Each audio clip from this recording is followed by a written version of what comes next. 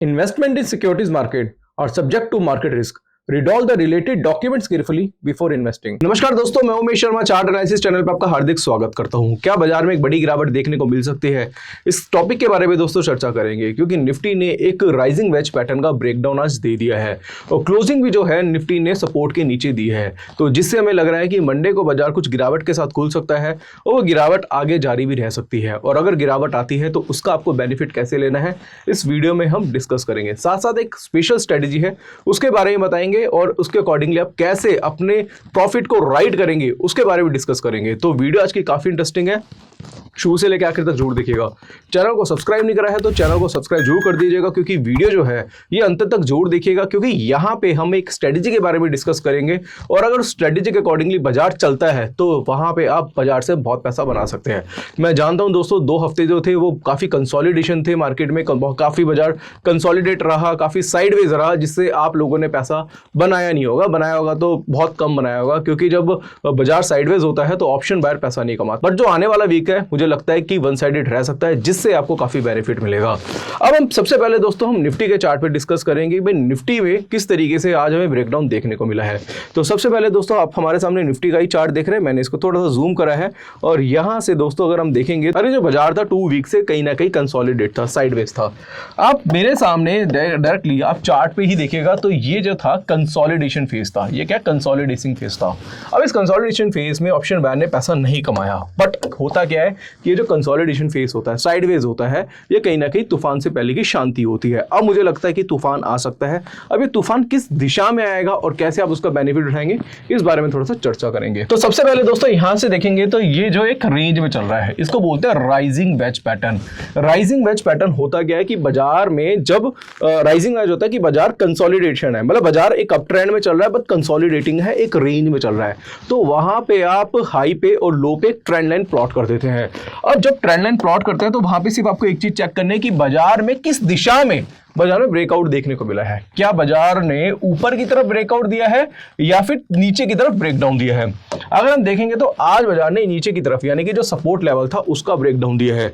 तो चलो मैं एक काम करता हूं, आपको अपना टेलीग्राम चैनल भी दिखा देता हूं, क्योंकि टेलीग्राम चैनल पे मॉर्निंग में भी हमने ये मैसेज आपको कर दिया था। आप डायरेक्टली अगर आप देखेंगे तो हमने यहां पे एक मैसेज किया था जब निफ्टी चल रहा था 23,580, मतलब 23,580 रुपए के आसपास ही बता दिया था कि भाई निफ्टी का जो सपोर्ट है वो है 23,540 का। हमने यहाँ पे स्पेशली लिखा भी था कि भाई बेरिश बिलो, यहाँ से देखेंगे आप तो ये मैसेज हमने किया था कि बेरिश बिलो 23,540, यानी कि 23,540 रुपए के नीचे बाजार में गिरावट देखने को मिलेगी।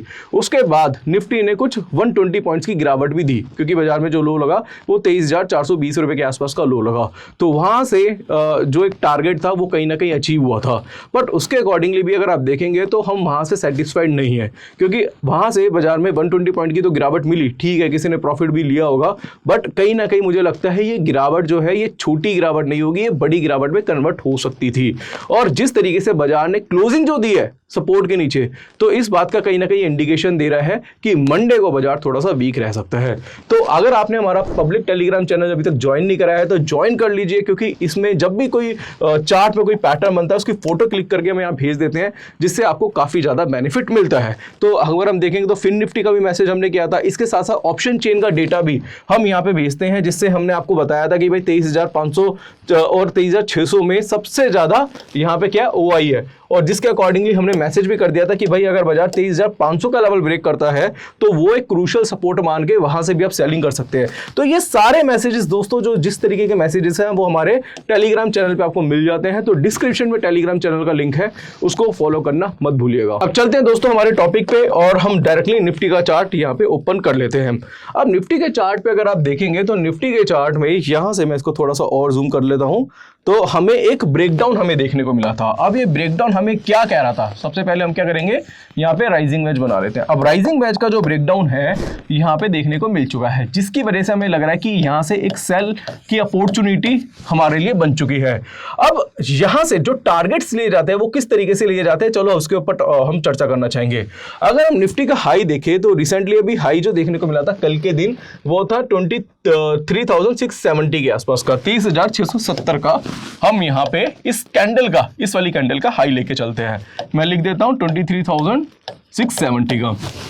और अगर हम सपोर्ट देखें तो सपोर्ट कितना था 23,540 का। तो दोनों में जो डिफरेंस है वो कितना है 130 पॉइंट्स का डिफरेंस है।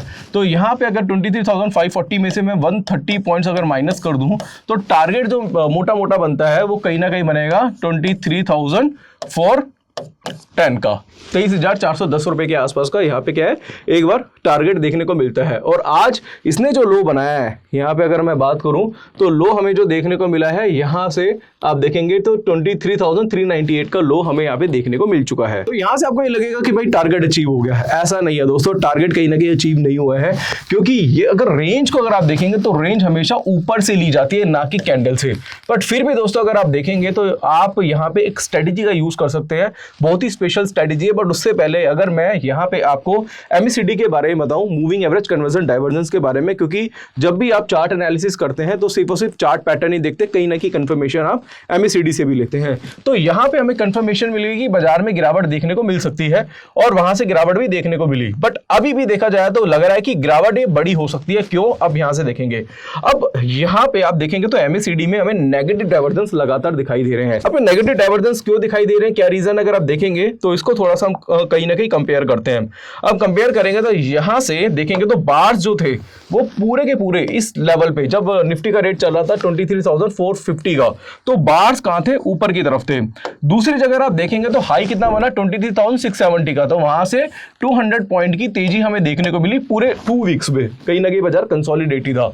और वहां पे अगर आप बार्स देखें तो बार्स का है नीचे की तरफ है, यानी कि नया हाई बना तब भी बार्स नीचे की तरफ है। तो हमने ओवरऑल यहां पे नेगेटिव डाइवर्जेंस उसे कहीं ना कहीं काउंट कर लिया। तो मेरे हिसाब से जो ये ब्रेकडाउन हमें देखने को मिला है उस ब्रेकडाउन के अकॉर्डिंगली हमें प्रॉपर तरीके से नेगेटिव डाइवर्जेंस देखने को मिले हैं, जिससे हमें लग रहा है कि बाजार में गिरावट जो है आगे भी जारी रह सकती है। अब हम सारी लाइनें यहां पे हटा देते हैं और एक स्ट्रेटेजी का हम यूज करते हैं जो कि है सुपर ट्रेंड।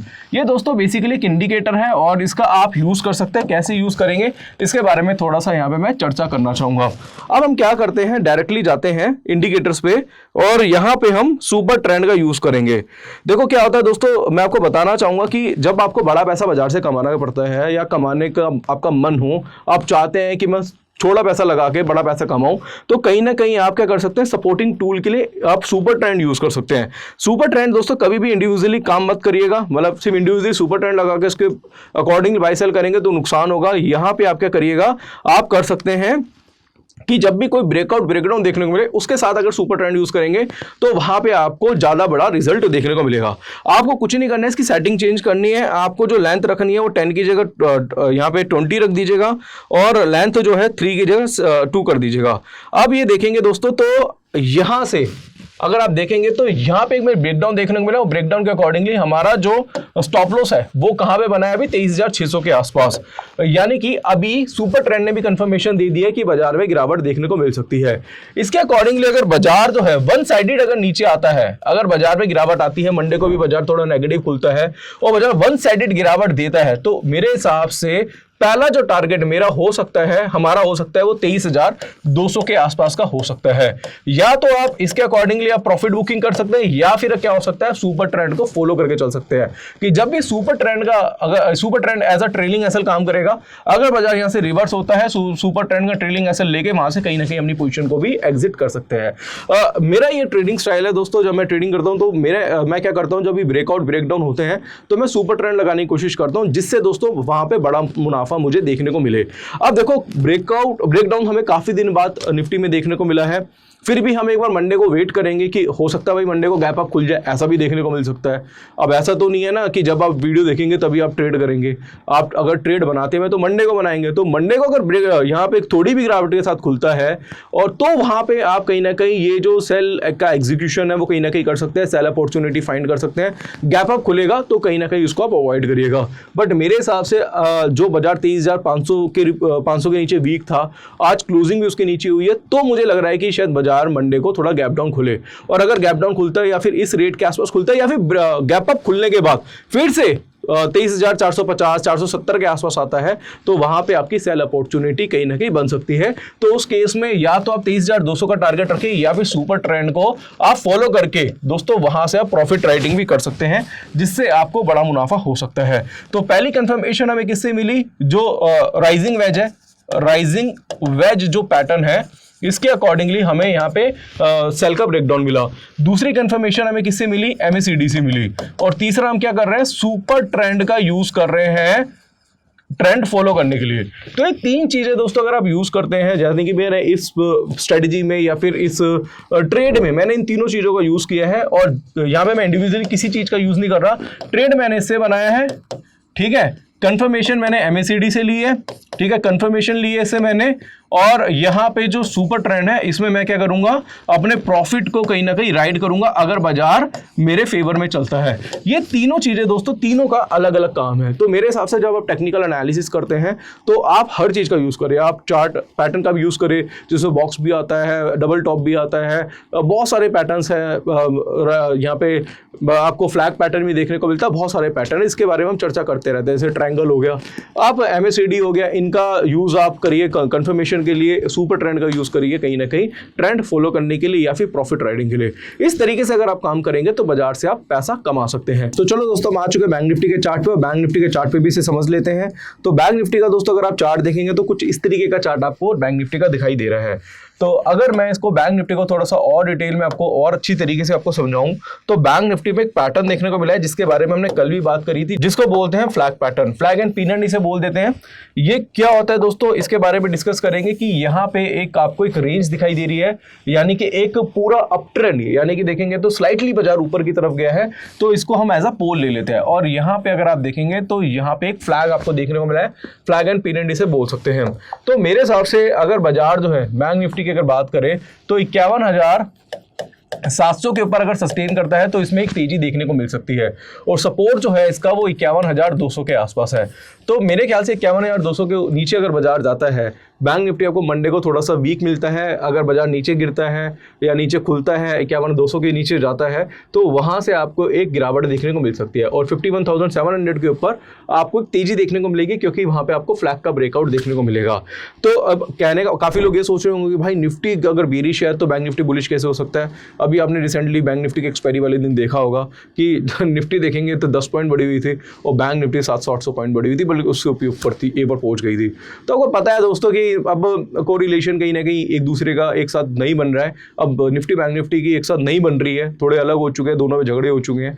तो खैर ये चलता रहता है। तो हर चीज़ की, चाहे निफ्टी की हो, चाहे बैंक निफ्टी की हो, चाहे स्टॉक्स की हो, उसकी एनालिसिस आपको अलग अलग करनी पड़ती है, उनके अलग अलग चार्ट देखने पड़ते हैं। ऐसे नहीं है कि भाई आपको निफ्टी अच्छा लगा तो हमने बैंक निफ्टी बाय कर लिया, बैंक निफ्टी चार्ट में अच्छा लग रहा था हमने चलो जी निफ्टी भी ले लेते हैं, तो ऐसा नहीं होता है। तो मेरे हिसाब से जो मैंने लेवल आपको दिया बैंक निफ्टी का 51,700 का, उसके ऊपर बाजार बुलिश आएगा और इसके नीचे जाता है 51,200 के नीचे जाता है तो आपको बीरिश बाजार भी देखने को मिल सकता है। दूसरी चीज दोस्तों यहाँ पे अगर हम देखें तो ये एक सपोर्ट है। मैं क्यों कह रहा हूँ 51,200 का, ये क्या है, एक सपोर्ट है और ये एक पैटर्न बना है, इसको हम बॉक्स पैटर्न भी बोल सकते हैं। तो एक रेंज में, एक दुविधा में कहीं ना कहीं बैंक निफ्टी का फंसा हुआ है। तो अगर 51,200 का लेवल ब्रेक होता है तो गिरावट आएगी, 51,700 का लेवल ब्रेक होता है तो बाजार में तेजी देखने को मिल सकती है। बट देखते हैं मंडे को क्या रहता है, मंडे को बाजार कहाँ खुलता है, फिर उसके अकॉर्डिंगली हम क्या कर सकते हैं, अपने ट्रेड प्लान कर सकते हैं। तो आज की वीडियो में मैंने आपको निफ्टी बैंक निफ्टी के बारे में डिटेल में बताया। बाकी आपको एक चीज कहना चाहता हूं दोस्तों, तो दोस्तों अगर हमने हमारा पब्लिक टेलीग्राम चैनल ज्वाइन नहीं करा तो उसको भी ज्वाइन कर लीजिए, डिस्क्रिप्शन में लिंक है, उसको ज्वाइन करना मत भूलिएगा। और अगर आप हमसे डायरेक्टली एडवाइजरी लेना चाहते हैं, आप चाहते हैं हमसे कॉल टिप्स की फैसिलिटी लेना, तो मैं सेबी रजिस्टर्ड एनालिस्ट हूं, आप हमसे कॉल टिप्स भी ले सकते हैं। जैसे हमने निफ्टी बैंक निफ्टी में जो आपको एनालिसिस दे रहे हैं तो हमारे एडवाइजरी चैनल पे हम डायरेक्टली टिप देते हैं, कॉल देते हैं। तो बहुत ही नॉमिनल प्राइस है, बहुत ही कम प्राइस में आप हमारी फैसिलिटीज ले सकते हैं। डिस्क्रिप्शन पे आपको लिंक मिल जाएगा। साथ साथ आपको अगर हमारे कोर्सेज वगैरह लेने हैं, अगर आपको टेक्निकल एनालिसिस या फिर ऑप्शन का कोर्स लेना है तो उसकी डिटेल भी आपको हमारे वीडियो के डिस्क्रिप्शन में मिल जाएगी, या फिर स्क्रीन पे आपको एक नंबर दिख रहा होगा, उस पर आप कांटेक्ट कर सकते हैं। तो आज की वीडियो में मैंने जो डेप्थ में निफ्टी बैंक निफ्टी की एनालिसिस करी है, आशा करूंगा हमारी एनालिसिस आपको बहुत ही अच्छी लगी होगी। अगर वीडियो अच्छी लगती है, हमारी एनालिसिस अच्छी लगती है तो नीचे कॉमेंट बॉक्स में कॉमेंट जरूर करिएगा, वीडियो को लाइक करना मत भूलिएगा। तो चलो दोस्तों, मिलते हैं अगले वीडियो में, तब तक के लिए गुड बाय।